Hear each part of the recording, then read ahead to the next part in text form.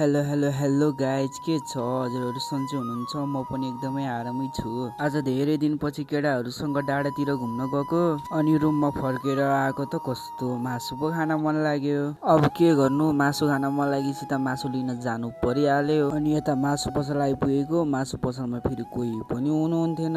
अनि मैले स्वर सुक्ने गरी बोलाउँछु दिदी कि दिदी भन्दै। अनि फेरि हाम्रो यता दिदी नि आउनुहुन्छ। अनि दिदीलाई मैले मासु हालिदिनु त लु भनेर मासु हाल्न लाउँछु।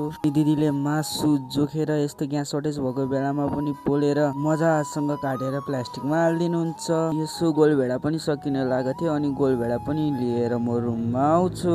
अनि सुरुमा चाहिँ कराई बसाउँछु। अनि तेल हालेर मजासँग तताएर मासु हालिसकेर मजासँग चलाएर छोपिदिन्छु। त्यसपछि म लाग्छु प्याज र गोलभेडा काट्नको लागि। प्याज र गोलभेडा काटिसकेपछि मासु हेर्छु, मासु पनि मजासँग फ्राई भइसकेको रहेछ। अनि चलाएर पेस्ट हालिदिन्छु।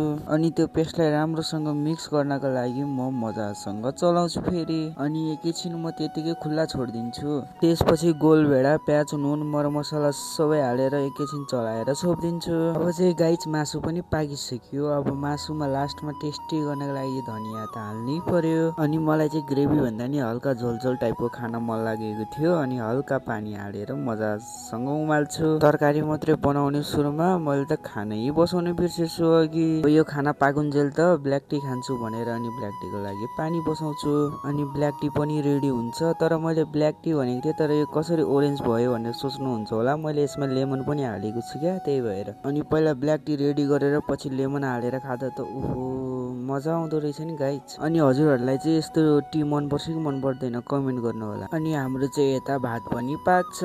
अनि भाइ बहिनी म बसेर मजासँग खान्छौँ। जब मासुको टेस्ट पनि अर्कै आइरहेको थियो। अर्को मतलब धेरै नै मिठो क्या गाइज। सायद आफूलाई धेरै खान मन लागेर होला। आफूलाई धेरै खान मन लागेपछि त जे पनि मिठो लाग्छ है। अनि खाना साना खाइसकेर म चाहिँ लाग्छु ओछ्यानतिर। By by.